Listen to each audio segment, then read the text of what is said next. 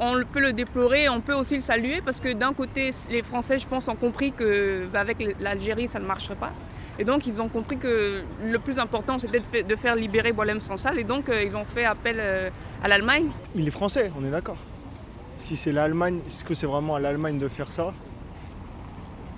Je vois pas pourquoi l'Allemagne viendrait s'en mêler en fait quand ça ne les regarde même pas dans ce cas-là. Si la France, c'est leur devoir en fait d'aider leurs citoyens, qu'ils aient la double nationalité ou non, pas que ce soit d'autres pays qui viennent s'en mêler, ça je trouve ça assez... C'est un petit peu une humiliation aussi quand même de voir d'autres pays qui s'occupent de nos problèmes. C'est vrai que c'est l'Allemagne qui chapeaute tout pour l'instant. Donc ça montre aussi peut-être que sur la diplomatie actuelle française, il y a peut-être un souci. On sait moins discuter avec les pays qu'avant, que certains de nos alliés historiques. France, on a développé une diplomatie qui est un peu je m'en foutiste. On essaye un maximum de laisser un peu faire les affaires de tout le monde. Donc on récolte des informations, on n'en fait rien.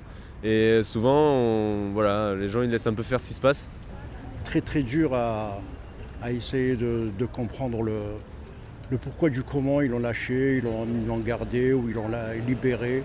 Ça c'est pas notre... On peut pas savoir en fait. On n'est pas dans leur monde. Ouais. Ça montre qu'il y a peut-être l'Algérie aussi n'a pas plus confiance en la France aussi. C'est-à-dire ils préfèrent collaborer avec d'autres pays que faire confiance en la France. Il faut rappeler quand même qu'il est français, quoi. C'est pas comme si c'était la France qui allait demander à l'Algérie de libérer un Algérien.